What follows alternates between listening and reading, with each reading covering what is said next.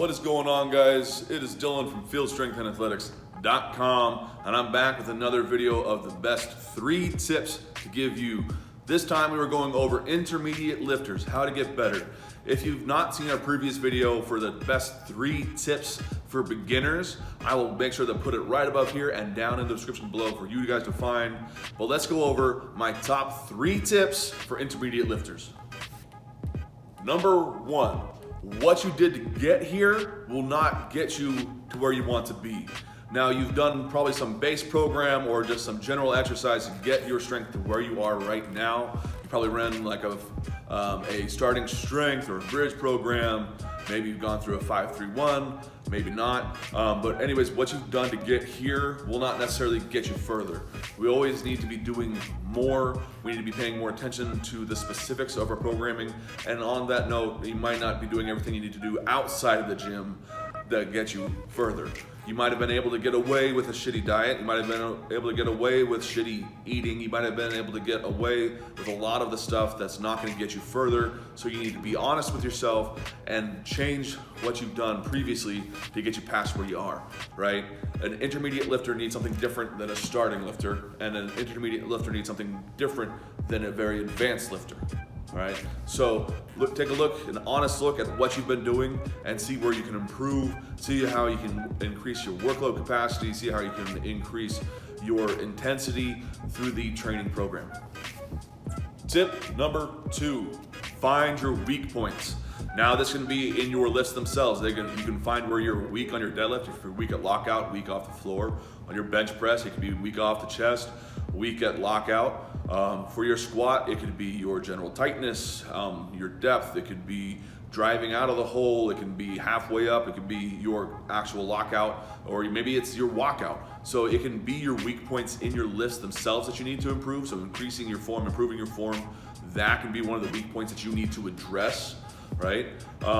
Outside of that, going back to outside of the gym, your weak points might be your nutrition.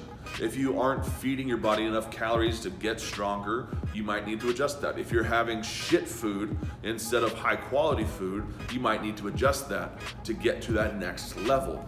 Eating, 50 grams of protein might have worked when you were a novice, but when you're intermediate, you're probably gonna need a little bit more.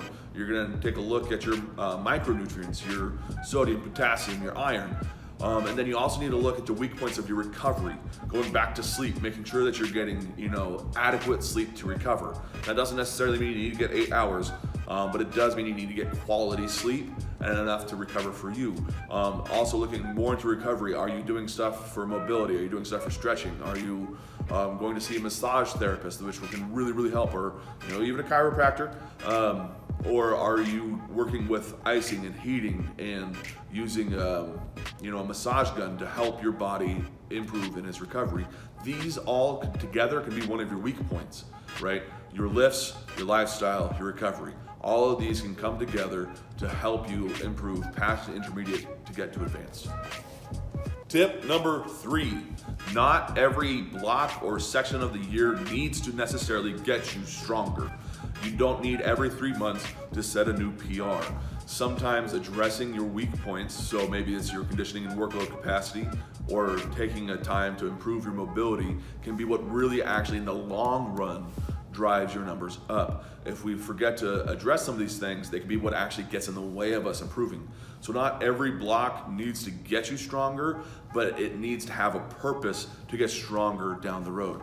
You might not be strong in the next 6 weeks, but in the next 6 months, these 6 weeks were vital and incredibly important because you improved one of your weak points: your mobility, your conditioning, your stability, your technique. You could have blocks where you're focusing on different things that will help in the long run, that even if they don't necessarily get you strong right now.